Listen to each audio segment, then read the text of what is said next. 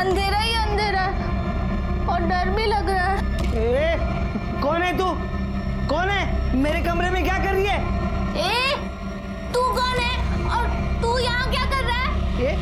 ये मेरा कमरा है। चल निकल इधर से। चल निकल। झूठे जा, ये मेरा कमरा है। आंटी ने बोला जा, तू जा। मुझे क्यों बोले? चल निकल मेरे कमरे से। निकल कमरे से मेरे। निकल पहले यहाँ से।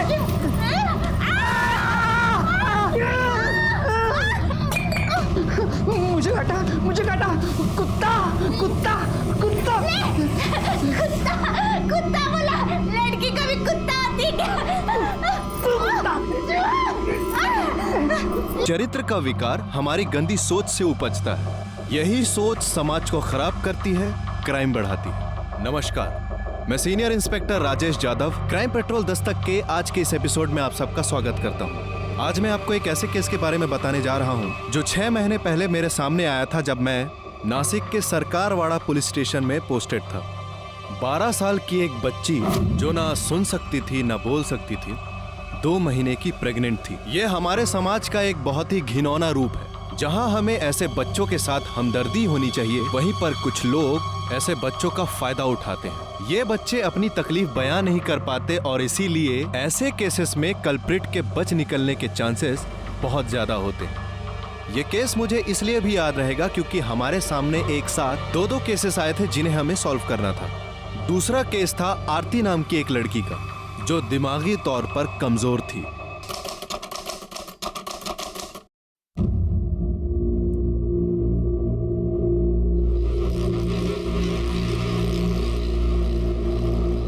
बेटा, बहु तेरा इंतजार कर रही है। अपनी जिंदगी की नई शुरुआत कर। जा अंदर।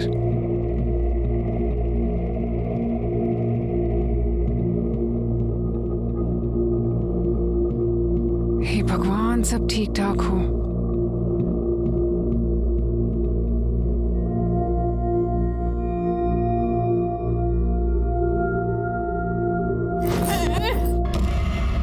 ये अच्छा नहीं है, अंधेरा ही अंधेरा है और डर भी लग रहा है। कौन है तू? कौन है? मेरे कमरे में क्या कर रही है? तू कौन है और तू यहाँ क्या कर रहा है? ये मेरा कमरा है। चल निकल इधर से। चल निकल। झूठे जा, ये मेरा कमरा है। आंटी ने बोला जा, तू जा। मुझे क्यों बोले? चल निकल मेरे कमरे से। निकल कमरे से मेरे। निकल पहले यहाँ से।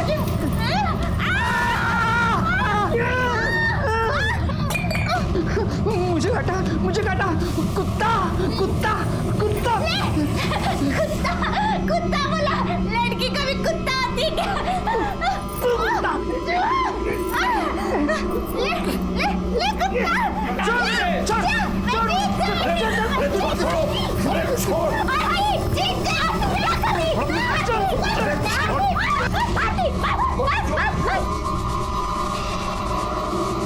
अरे तुम मुंह क्या देख रही हो? इसकी शादी हुई हमारे बेटे से, सुहाग रात है इसकी। समझाओ क्या करना है इसे। आप शांत हो जाइए, समझाती हूँ मैं। हाँ आंटी, आप कितनी गंदी हो, कितनी गंदी बातें करती है। मैं नहीं करूंगी ये सब। अरे बेटा, अब तेरी शादी हो गई है, अब ये गंदी बातें नहीं होती है, समझा कर। नहीं, मैं नहीं करूंगी। मैं मम्मी पापा को बोल दूंगी आप मुझे गंदी बातें बोल रही थी। पापा ने मुझे यहाँ खेलने भेजा था सिर्फ। तो बेटा, ये भी तो एक खेल ही है जो अब तुझे मोहित के साथ खेलना है। नहीं, मुझे कुछ नहीं सुनना। वो बहुत गंदा लड़का है। उसने मुझे मारा और मुझे कुत्ता बोला और मेरी बाल भी खींचे। मैं नहीं करूंगी बेटा। मुझे आप नहीं, मेरे को नहीं सुनना। मुझे कुछ मत बोलो, मत बोलो।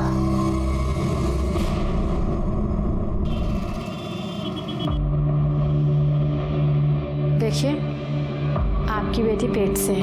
क्या? 2 महीने का गर्भ है।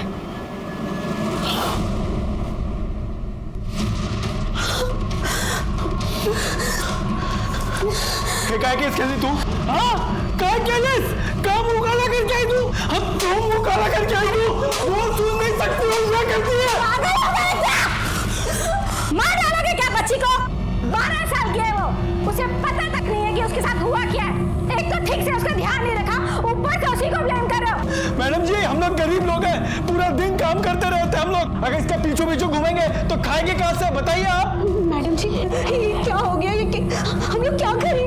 आपको फौरन पुलिस में जाकर रिपोर्ट लिखानी चाहिए। हमारे रहते हुए इसके साथ इतना गलत हो गया। हम नहीं रहेंगे तो रोज कोई ना कोई इसका फायदा उठाएगा। कैसे बचाएंगे इसे? इधर हिम्मत से काम ले, मार देते इसे, खत्म कर देते। बेटी है वो मेरी, ऐसे कैसे बोलते नहीं मार देते? मेरी भी बेटी है, फिक्र है मुझे इसकी। अरे मैं समझ नहीं पा रहा हूँ कि क्या करूँ उसके साथ।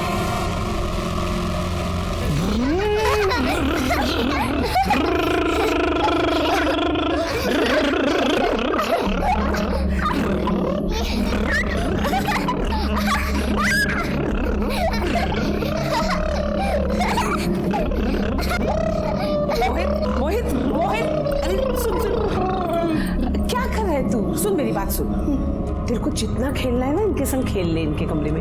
मैं आके ये भी नहीं बोलूंगी कि सो जा मोहित सो जा। अरे तुम दोनों बोलो ना इसे कि चलो हमारे कमरे में। चलो ना चाची, चलो ना चाची, चलो ना।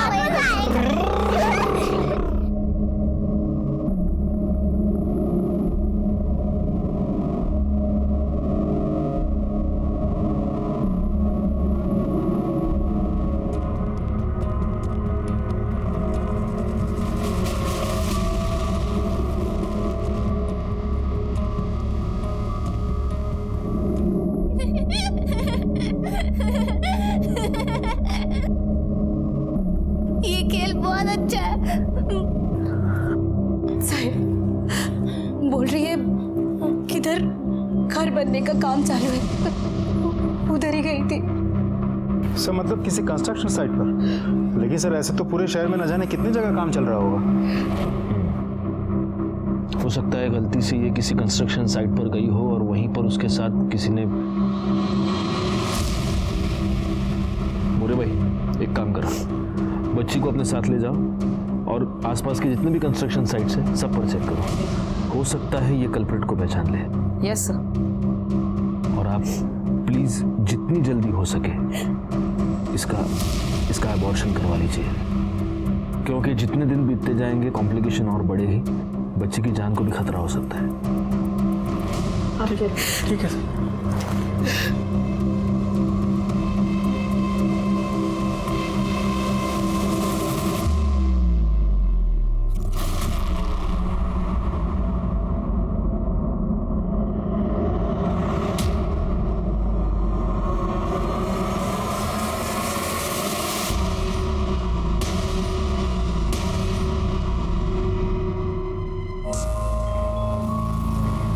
आटा कम पड़ेगा। सुनो, अरे आटे की थैली निकालना ऊपर से, जल्दी थोड़ा।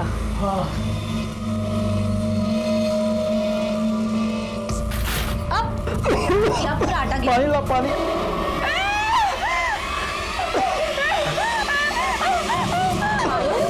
अरे क्या हुआ? अरे बाबा नहीं, वो आटा गिरा ना तो भूत जैसा दिख रहा है, इसके लिए वो डर गई। तेरा बाबा है। कुछ नहीं कुछ नहीं।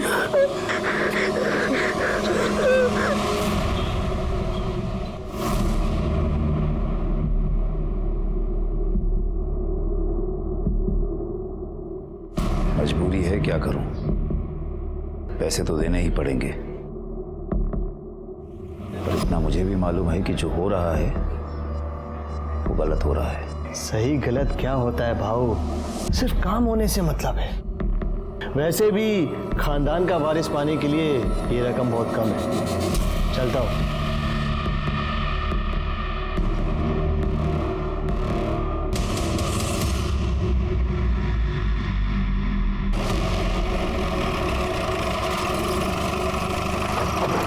पकड़ो सबको, राउंड अप पे लो। उठ, खड़ा हो जा। पायल, पायल ये था देख इसमें से कोई था क्या? देख डरना मत, बता दे।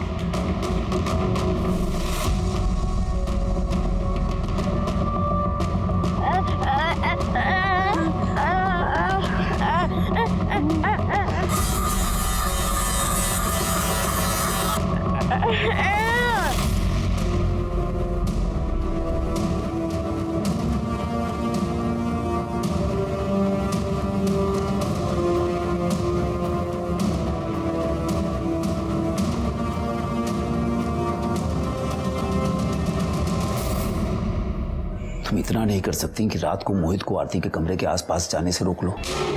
तुम्हें पता है ना, हमें आरती से बेटा चाहिए। और अगर उसे बेटी हुई तो? कैसी बातें कर रही हो बहू? देखना इस बार बेटी नहीं बेटा ही होगा। और अगर इस बार भी बेटी हुई ना, तो मैं अपने हाथों से उसका गला घोंट दूंगा। देखना, सब कुछ अगर ठीक ठाक चलता रहा तो इस घर को बहुत जल्द एक वारिस मिलेगा। मेरे फायदे की बात हो रही है क्या?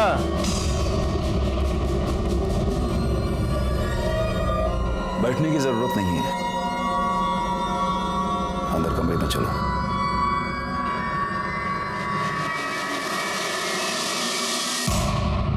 आजा पायल, चल कुछ नहीं होगा, आजा बैठ जा बेटा आराम से।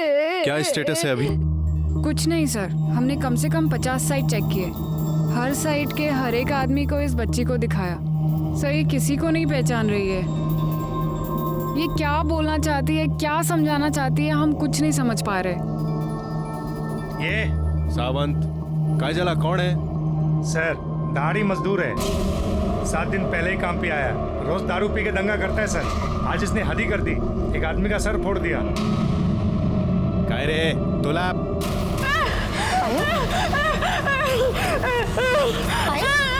हम घर जा रहे हो, क्या हुआ? एक काम करो, इसको ले जाओ और उसको बिठा के रखो। सर चल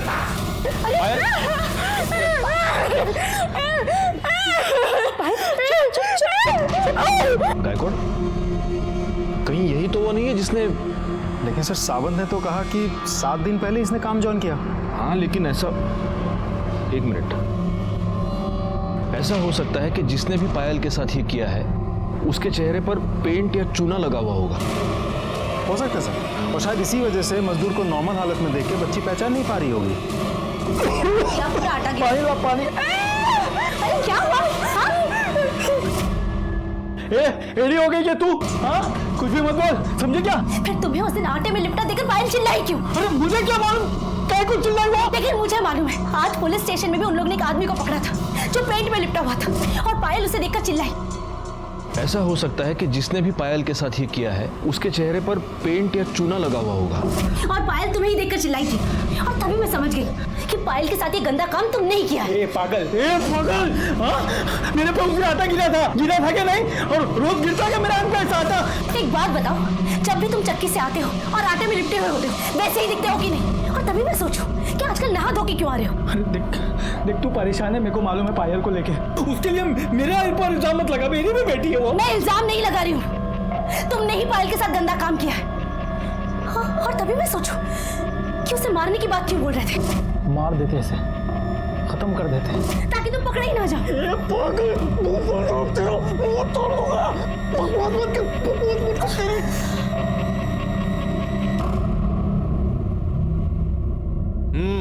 एक और लो। खूब टिकट आए सर, बस बस। अरे तो क्या हुआ, लो लो एक खाओ। बस है सर, बस। क्या तुम भी गायकवाड़? कोटवारी कंस्ट्रक्शन साइट पर एक लड़की की लाश मिली है।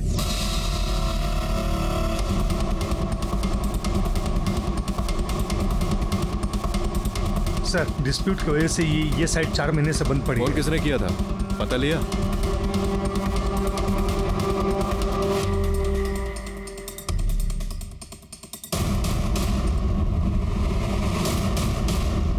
ये हटाना जरा। गले पर निशान भी है और सूजन भी। लगता है गला दबाकर मारा गया है। कपड़ों की हालत देखकर लगता है कि इसके साथ जबरदस्ती हुई है। सर लाश की हालत देखकर तो लगता है मर्डर कम से कम 2 से 3 दिन पहले किया गया होगा।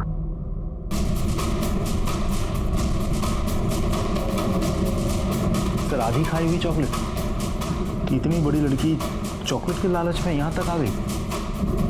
लालच में नहीं आई होगी, नहीं हो सकता है इसका कोई बॉयफ्रेंड हो जो इसे यहाँ पर ले आया और उसने चॉकलेट खिलाई हो उसको। ये सुनसान जगह देखकर इस पर जबरदस्ती की और फिर उसे मार दिया। एक काम करो, बॉडी पोस्टमार्टम के लिए भेज दो, फॉरेंसिक को फोन करो और इसकी तस्वीर आसपास के सारे पुलिस स्टेशन में सर्कुलेट करो। देखो इसकी कोई मिसिंग कंप्लेंट फाइल हुई है क्या। सावंत मोरे, अब जरा पूर्ण साइट छान मारा, देखो कुछ मिलता है क्या, आई कार्ड वाई कार्ड। और गायकवाड़, फॉरेंसिक वालों को फोन करो, उनको बोलो कोई सीनियर बंदा भेजे। सर, कंस्ट्रक्शन साइट पे हमें जिस लड़की की डेड बॉडी मिली थी उसका नाम है आरती ठाकुर। सर 3 दिन पहले गंगापुर पुलिस स्टेशन में उसकी मिसिंग कंप्लेंट दर्ज हुई थी। किसने की थी कंप्लेंट? सर लड़की के पिता जगमोहन लाल ने। हमने बॉडी आइडेंटिफिकेशन के लिए उनको थाने बुलाया है। सर, आरती की postmortem report. Sir postmortem report के मुताबिक आरती की मौत 2 सितंबर को दोपहर 2 से 4 के बीच गला घोटने की वजह से हुई थी। बॉडी पे खरोच का निशान है और चूने के ट्रेसेस भी हैं। सर मरने से पहले उसने चॉकलेट खाई थी और वो 2 महीने की प्रेग्नेंट थी। लेकिन सर पोस्टमार्टम रिपोर्ट के मुताबिक आरती ठाकुर के साथ मरने से पहले सेक्सुअल एब्यूज जैसा कुछ नहीं किया गया था। गायकवाड़, कहीं इस आरती ठाकुर और पायल के केस में कोई कनेक्शन तो नहीं है?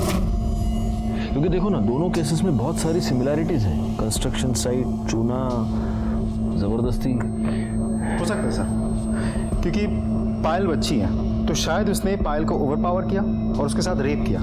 अब कोशिश उसने आरती के साथ भी की होगी, आरती ने रिएक्ट किया होगा, चिल्लाई, चीखी तो कुछ कर नहीं पाया और गुस्से में आके आरती को मार दिया होगा। वैसे पायल के केस का क्या स्टेटस है?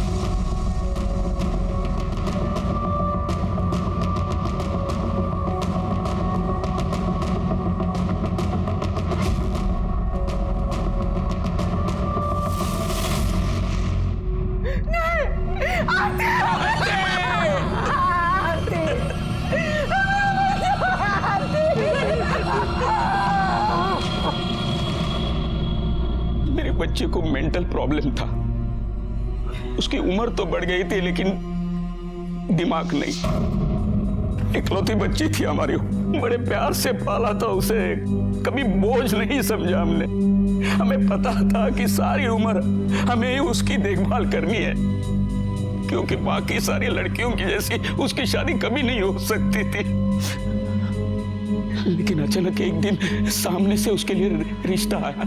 देखिए, आपकी बेटी आरती हमारे बेटे मोहित के लिए एकदम परफेक्ट मैच है।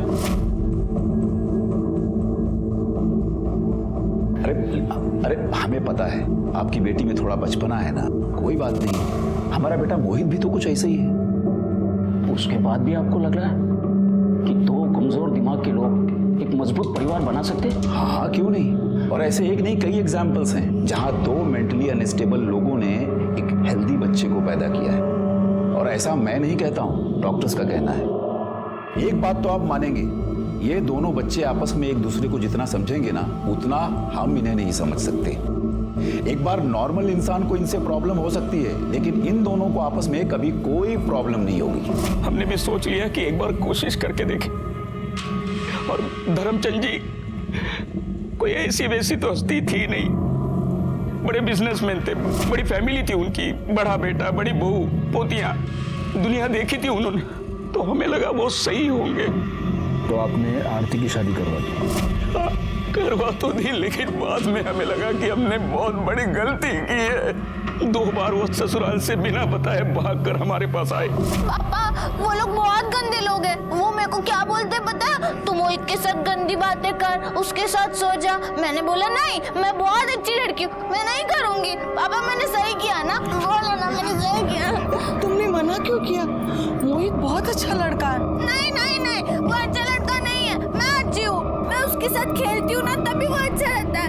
मैं अपने कमरे में सोती हूँ ना, मेरे को बोलता ये मेरा कमरा है, इधर से चली जा। मैं क्यों सोऊं उसके साथ? मैं नहीं रहूंगी। हमने सोचा कि आज नहीं तो कल मोहित और आरती के बीच में सब कुछ अच्छा हो जाएगा, लेकिन आरती इस बात पर अड़ी रही कि मैं वापस नहीं जाऊंगी। फिर हमने जैसे तैसे बेला फुसला कर उसे वापस भेज दिया, लेकिन वो फिर भाग गई। लेकिन वो आखिरी बार, उसके बाद वो कभी नहीं आई थी। मैंने फोन किए तो वो बहुत खुश लग रही थी। हमें लगा कि सब कुछ अच्छा हो गया है, अभी कुछ दिन पहले मैंने फोन किया तो ससुराल वाले बोले कि वो वहां नहीं, उन्हें लगा कि वो यहाँ आई होगी। मैं समझ गया कि मेरी बच्ची कहीं गुम हो गई है, इसके लिए मैंने पुलिस स्टेशन में कंप्लेंट भी लिखवाई। मेरी बच्ची माँ बनने वाली थी और अभी कभी वापस नहीं आएगी।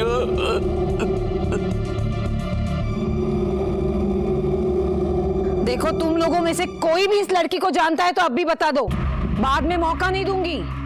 आखिरी मौका दे रही हूँ। मैडम हमें मालूम नहीं।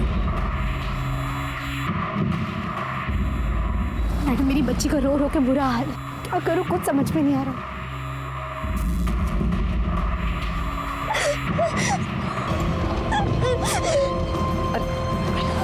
पायल रुक बेटा। पायल, पायल रुक। क्या हुआ? हाँ?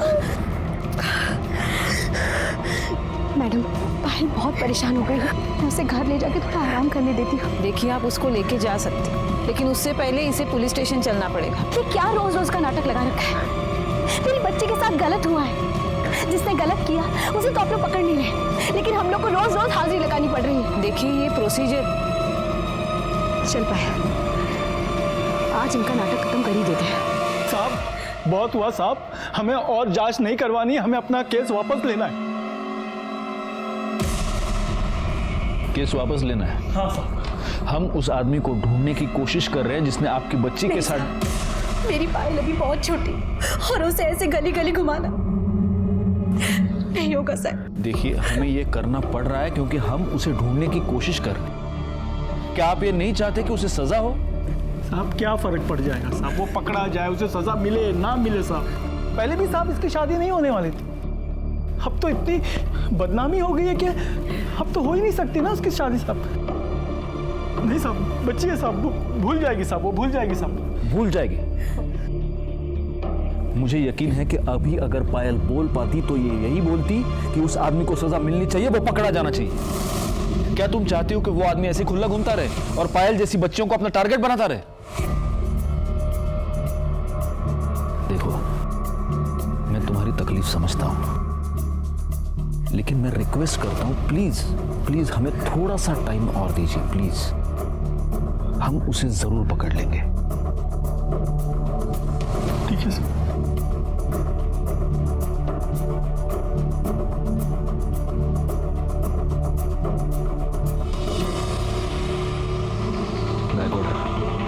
जल्दी से जल्दी ये केस सॉल्व करना है। लेकिन सर कैसे? कोई लीड, कोई क्लू हाथ ही नहीं लग रहा है, कैसे सॉल्व करें सर? मिलेगा मिलेगा, कोई ना कोई क्लू तो जरूर मिलेगा। हो सकता है आरती के केस में मिले, हो ना हो इन दोनों केसेस में कुछ ना कुछ तो कनेक्शन है। पायल बोल नहीं सकती, सुन नहीं सकती, आरती दिमागी रूप से बच्ची थी, यानी कि दोनों ऐसे दरिंदे के लिए इजी टारगेट्स थे। पायल पर किसी कंस्ट्रक्शन साइट पर रेप हुआ है और आरती की लाश भी हमें मिली एक कंस्ट्रक्शन साइट पर। चूने से लथपथ आदमी को देखकर पायल रिएक्ट करती है, आरती की बॉडी पर हमें चूने के ट्रेसेस मिले। हो सकता है वो आदमी आरती को चॉकलेट का लालच देकर कंस्ट्रक्शन साइट पर ले गया हो, वहां उसने आरती पर जबरदस्ती करने की कोशिश की, आरती ने चीखा चिल्लाया और उसने आरती को मार दिया। एक काम करो गायकवाड़, फॉरेंसिक वालों को पूछो वो जो चॉकलेट का रैपर था उस पर किसी के फिंगरप्रिंट्स हैं क्या? हो सकता है ये किसी सीरियल रेपिस्ट का काम हो।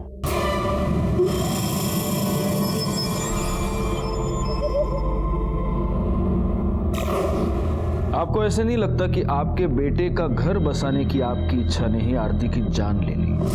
क्योंकि अगर आप मोहित और आरती की शादी नहीं करवाते तो आज आरती अपने माँ बाप के घर में होती, जिंदा होती, खुश होती।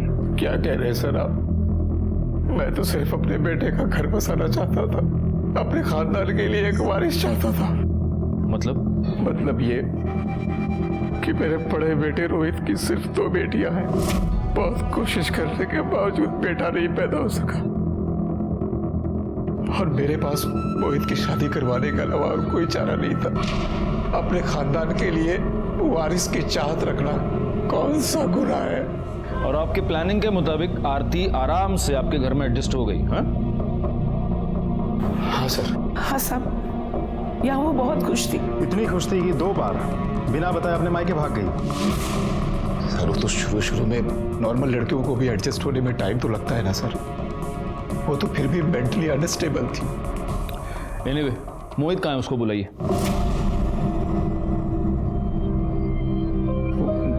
वो तो नहीं है सर। नहीं है मतलब?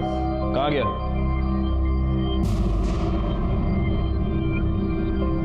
क्या हुआ, आप सब लोग ऐसे चुप क्यों हैं? कहाँ गया मोहित? हाँ मालूम नहीं सर, कहाँ है वो? मतलब सब वो जब से आरती गई है वो एकदम उदास हो गया था। घर में, बाहर, मोहल्ले में, हर जगह आरती को ही ढूंढता था। एक दिन ऐसे ही ढूंढते ढूंढते घर से निकल गए और लौट कर नहीं आए। तो आप लोगों ने उसकी मिसिंग कंप्लेंट फाइल की है? हाँ सर। बड़े कमाल के लोग हैं। बेटा गायब हो गया तो उसकी मिसिंग कंप्लेंट फाइल कर दी, और जब बहू गायब हुई तो कोई कंप्लेंट फाइल नहीं की। पायल रेप केस डेड एंड पर पहुंच चुका था, और आरती के केस में भी हमारे हाथ कुछ नहीं लग रहा था। जहां पर आरती की डेड बॉडी मिली थी वहां पर कोई सबूत, कोई गवाह नहीं था, और जहां पर पायल रहती थी उसके पास वाली कंस्ट्रक्शन साइट पर 50 से 60 मजदूर काम करते थे। उन सब के डिटेल्स निकालने का काम बहुत ही मुश्किल था, लेकिन फिर भी हमने उम्मीद नहीं छोड़ी थी। दूसरी तरफ मोहित का अचानक से गायब होना खटक रहा था, लेकिन चूंकि उसकी मिसिंग कंप्लेंट फाइल हो चुकी थी, हम उसकी भी तलाश कर रहे थे। और तभी किस्मत ने हमारा साथ दिया और हमारे हाथ एक ब्रेक थ्रू लगा।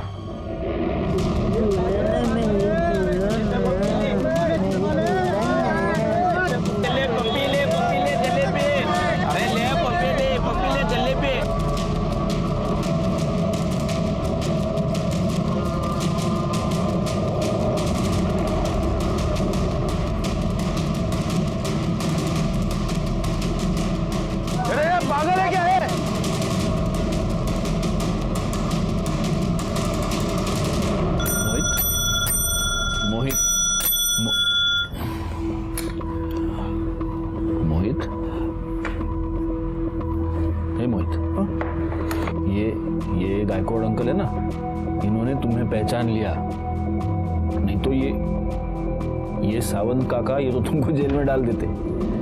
ये गायकवाड़ अंकल ने पहचान लिया कि ये तो मोहित है, अपनी आरती का तो मुझे बताओ, आरती अच्छी लगती थी तुमको? हाँ अच्छी लगती थी, पर दिन में, रात में नहीं। क्यों? रात में क्यों नहीं? क्योंकि उसने मेरा कमरा ले लिया था, तो मम्मी बोली तू निशा और विधि के साथ सो जा। तू एक काम कर, तू विधि और निशा के कमरे में आज जाके सो जा।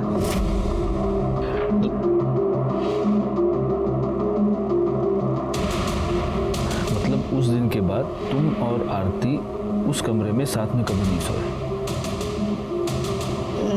लेकिन वो हर रात ना खेल खेलती थी किसी और के साथ।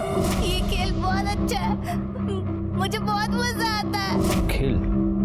किसके साथ? वो मुझे नहीं पता।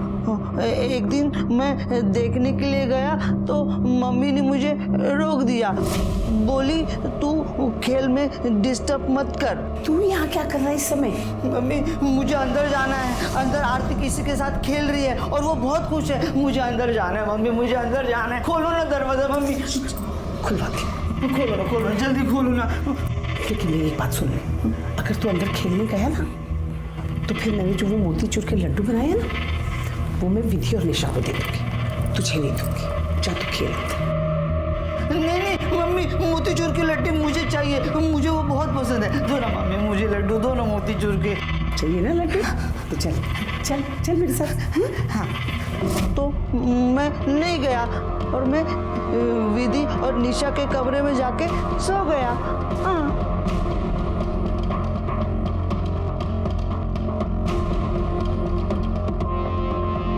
गायकवाड़, खेल समझ रहे हो गायकवाड़? मतलब इस खेल के नाम पर धर्मचंद की फैमिली में कोई क्राइम हो रहा था, और अब पूरी की पूरी फैमिली हमसे ये छुपाने की कोशिश कर रही है।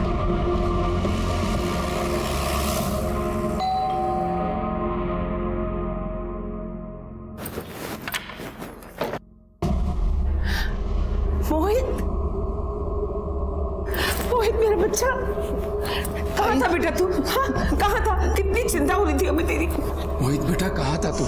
सारे घर को परेशान कर दिया तूने, इन लोगों को भी परेशान कर दिया।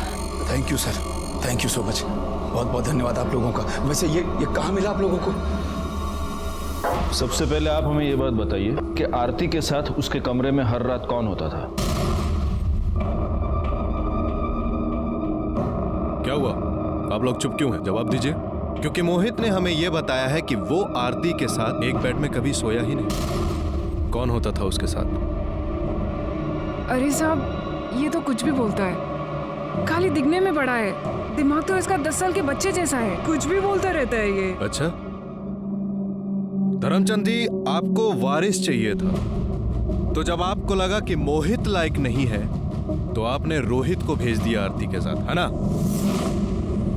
सर, अगर रोहित किसी लायक होता ना तो मुझे मोहित की शादी करवानी ही नहीं पड़ती। डॉक्टर ने साफ कह दिया था कि लड़का पैदा करना इसके बस की बात ही नहीं है। तो आपका मतलब मोहित झूठ बोल रहा है? सर, अपने बचपने की वजह से यह कुछ भी बोल रहा है। सच तो यह है कि आरती के कमरे में यही सोता था उसके साथ। डीएनए टेस्ट के बाद तो ये पता चल ही जाएगा कि आरती के गर्भ में जो बच्चा था वो किसका था। गायकवाड़, तब तक एक काम करो, इन सब के फोन नंबर्स ले लो, और जब तक ये केस सॉल्व नहीं होता आप में से कोई भी ये शहर छोड़कर जा नहीं सकता।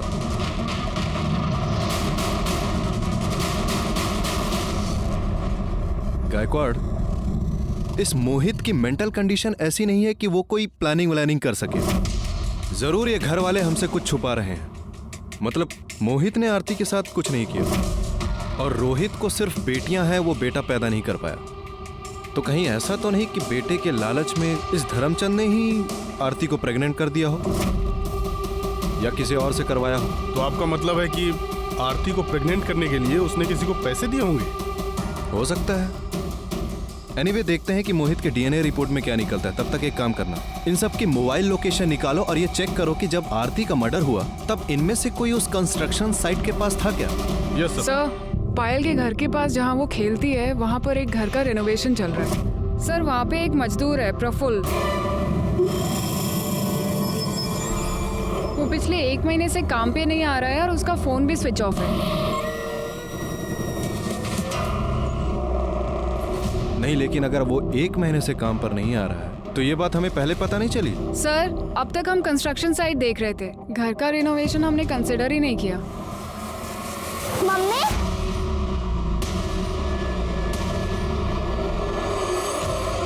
सर, और अमरावती के एक गांव में उसकी बीवी रहती है, वहाँ पे वो लगातार फोन करते रहता है। पीसीओ से? यस सर, पीसीओ का लोकेशन ओमेगा मॉल दिखा रहा है और हमारी टीम वहाँ पे सिविल में है। सर, जैसे ही कोई प्रफुल्ल की बीवी का नंबर डायल करेगा हम उसे पकड़ लेंगे।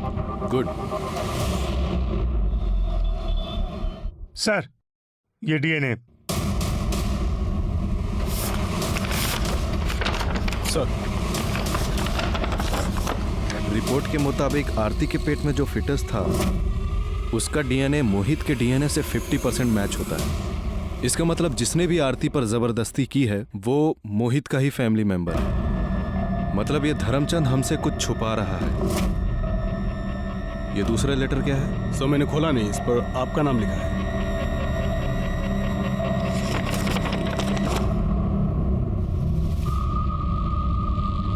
गायकवाड़, सबसे पहले तो हमें इसे चलकर मिलना होगा। नमस्ते। आपने इस लेटर में जो कुछ भी लिखा है क्या ये सच है? जी सर, इसमें लिखी हुई हर एक बात सच है।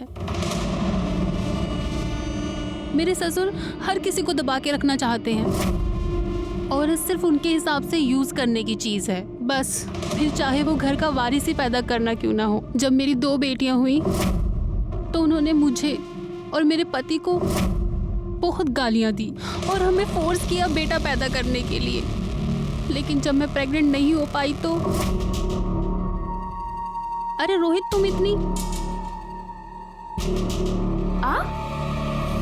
आप इस वक्त मेरे कमरे में? आना पड़ा क्योंकि अब ये काम मुझे ही करना होगा। पहले भी 2 बेटे पैदा कर चुका हूँ, इस घर का वारिस भी मुझे ही पैदा करना होगा।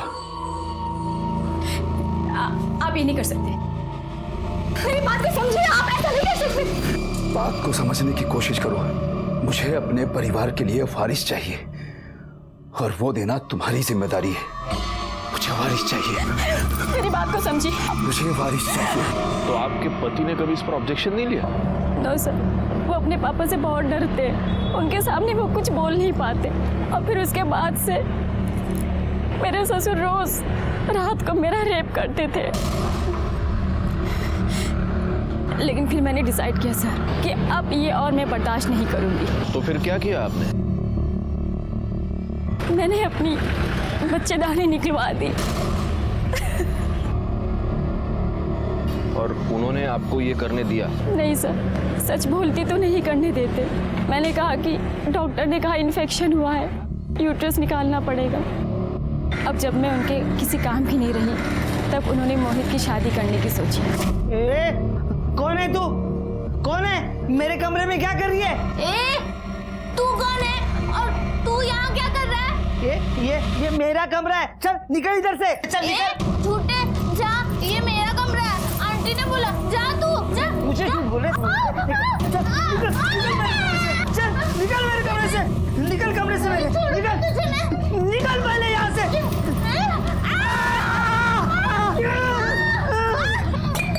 लेकिन मेरे ससुर के घटिया तौर तरीके अपनाने के बाद भी मोहित और आरती एक साथ बेड पे सोने के लिए नहीं राजी हुए।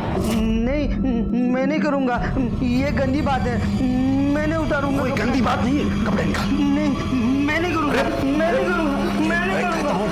जब मोहित ने मना कर दिया तो वो आरती के साथ भी वही करने लग गए जो वारिस पाने के लिए वो मेरे साथ किया करते थे। हर रात उसके साथ ज़बरदस्ती करने लग गए थे। फिर आरती को धीरे धीरे ये सब अच्छा लगने लग गया। ये खेल बहुत अच्छा है, मुझे बहुत मजा आता है। और उसने अपने बचपने में ये सारी बातें सबको बता दी, यहाँ तक कि हमारे मोहल्ले में राजन टिकले को भी बता दिया। राजन टिकले इस चीज़ का फ़ायदा उठाने लग गया और वो मेरे ससुर को ब्लैकमेल करने लग गया। सर, मेरे ससुर बहुत लालची हैं, उन्हें ऐसा पैसा लुटाना बिल्कुल अच्छा नहीं लग रहा था। और ऊपर से आरती की ये बातें सबको बताने की वजह से उनकी जेल जाने की नौबत आ सकती थी। और फिर उस दिन जब आपने बताया कि आरती का मर्डर हो गया। आपको ऐसे नहीं लगता कि आपके बेटे का घर बसाने की आपकी इच्छा नहीं आरती की जान लेनी? तब तो सर मुझे बिल्कुल यकीन हो गया कि इसमें मेरे ससुर का कोई ना कोई ज़रूर हाथ है। ये सब बातें सर मैं आपको उनके सामने नहीं बता सकती थी, इसलिए मैंने आपको लेटर लिखा। प्रीति, आपने बहुत बहादुरी का काम किया है और आप चिंता मत कीजिए।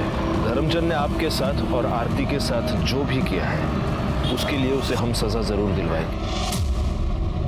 प्रीति ठाकुर ने हमारी बहुत मदद की थी। जैसे कि हमें पहले से ही अंदाजा था, धर्मचंद ने वो सारे घिसे पिटे डायलॉग बोल डाले कि वो बेकसूर है, हम उसे फंसाने की कोशिश कर रहे हैं।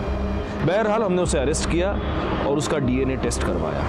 हालांकि हमारे सामने ये प्रॉब्लम अभी भी थी कि अगर धर्मचंद का डीएनए मैच भी हो जाता तो ये साबित करना मुश्किल था कि आरती का मर्डर उसने किया है। तभी डीएनए टेस्ट के रिपोर्ट सामने आए और ये साबित हो गया कि आरती के पेट में जो फीटस था वो धर्मचंद का ही था। बच्चा मेरा था, मुझे अपने परिवार के लिए वारिस चाहिए था। ये पीड़ा आप लोग नहीं समझेंगे, लेकिन इस पीड़ा को मेरी पत्नी अच्छी तरह समझती थी, इसीलिए उसने इस मामले में मेरी मदद की। पहले प्रीति के साथ, उसके बाद आरती के साथ। लेकिन आरती इतनी बड़ी पागल थी कि उसने सारे मोहल्ले में ढिंढोरा पीट दिया, जिसकी वजह से वो राजन मुझे ब्लैकमेल कर रहा था। और राजन से बचने के लिए तुमने आरती का खून कर दिया। मैंने किसी का खून नहीं किया। मैं उसे क्यों मारूंगा भला?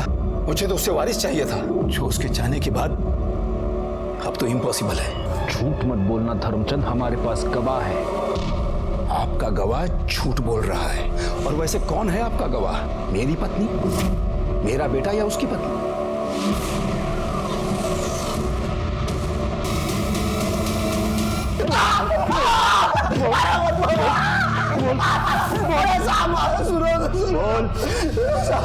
आप जिस लड़की के बारे में बोल रहे हो मुझे जानता भी नहीं साहब। 12 साल की बच्ची को तू लड़की बोलता है, हा? इसका डीएनए टेस्ट करवा। पायल के पेट में जो गर्भ मिला उसे मैच करके देखो। लेकिन तुझे मैं एक बात बताता हूँ, अगर तेरे डीएनए टेस्ट का रिपोर्ट पॉजिटिव आया तो उसके बाद गायकवाड़ तेरे को इतना मारेंगे कि तेरे दो पैरों पे तू कभी जिंदगी में खड़ा नहीं हो पाएगा। इसलिए मेरी एक सलाह है कि जो भी है अभी सच बता दे। गायकवाड़ का गुस्सा बहुत खतरनाक है। सब बताता हूँ सब। मैं बहुत दिनों से सोच रहा था, वो उधर ही बाजू में खिलती थी गार्डन में, तो मैंने चॉकलेट का लालच देके उसे फंसा लिया साहब। मैं जानता था साहब वो गूंगी बहरी है, वो किसी को कुछ बता नहीं पाएगी, इसलिए मैं ये मौका हाथ से जाने नहीं देना चाहता था साहब। साहब माफ कर दो, गलती हो गई मुझसे। अब आरती के बारे में बता। आरती को ही तूने मारा ना? आरती को भी चॉकलेट का लालच दिखाकर तू कंस्ट्रक्शन साइट पर ले गया, उसके ऊपर रेप करने की कोशिश की। जब वो चीखी चिल्लाई तो तूने उसको भी मार दिया। सच में मैंने किसी को नहीं मारा साहब। सुनो साहब, आरती के बारे में हम कुछ नहीं जानते साहब। ये तो साबित हो गया कि पायल का रेप प्रफुल्ल ने किया था। यह भी साबित हो गया कि धर्मचंद आरती पर रेप किया, पर यह कैसे साबित होगा कि आरती का मर्डर किसने किया?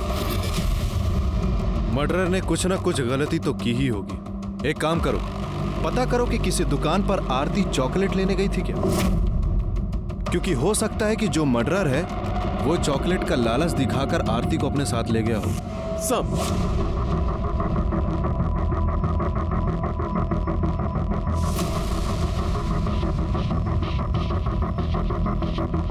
हाँ सर, आई थी। इसके साथ कौन था?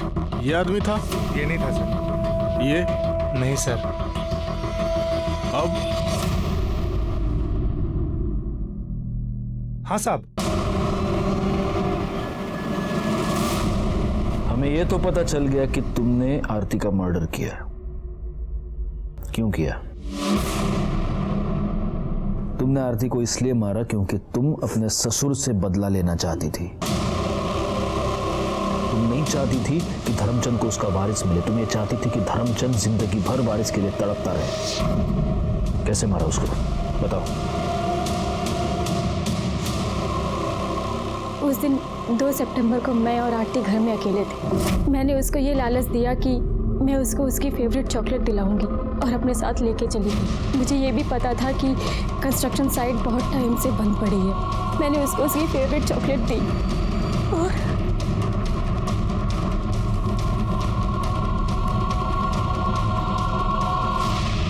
आरती को मारने के बाद तुमने उसके कपड़े फाड़े, उसकी बॉडी पर नाखून से निशान किए, ताकि तुम ये साबित कर सको कि आरती के साथ रेप अटेम्प्ट हुआ। हाँ, मैंने ये सब इसलिए किया क्योंकि मैं चाहती थी वो घटिया और बुढ़ा इंसान सारी जिंदगी जेल में सड़े, उसको उसके पापों की सजा मिले। अगर ऐसा था तो तुम पुलिस के पास क्यों नहीं आई? उसके लिए आरती को मारने की क्या जरूरत थी?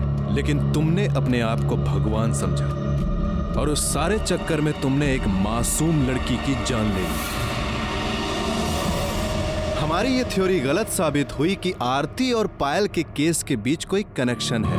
इन दो बच्चियों के बीच सिर्फ एक ही कनेक्शन था कि ये दोनों डिसेबल थी। ऐसे बच्चों के साथ हमें हमदर्दी होनी चाहिए, लेकिन यहाँ पर उन्हें शिकार बनाया गया। प्रफुल्ल ने पायल पर रेप किया और प्रीति ठाकुर ने आरती को धर्मचंद से बदला लेने का जरिया बनाया और धर्मचंद ने वारिस पाने का। जब तक ऐसे अमानवीय लोग हमारे समाज में हैं, ऐसे बच्चों के पेरेंट्स और गार्जियंस को सतर्क रहने की बहुत जरूरत है, क्योंकि ये बच्चे गुनाह की दस्तक को समझ नहीं पाते, उसे आपको समझना है। मैं सीनियर इंस्पेक्टर राजेश यादव आपसे विदा लेता हूँ। दोबारा मिलूंगा, तब तक सतर्क रहिए और देखते रहिए क्राइम पेट्रोल दस्तक, क्योंकि मकसद बताना नहीं, बचाना है।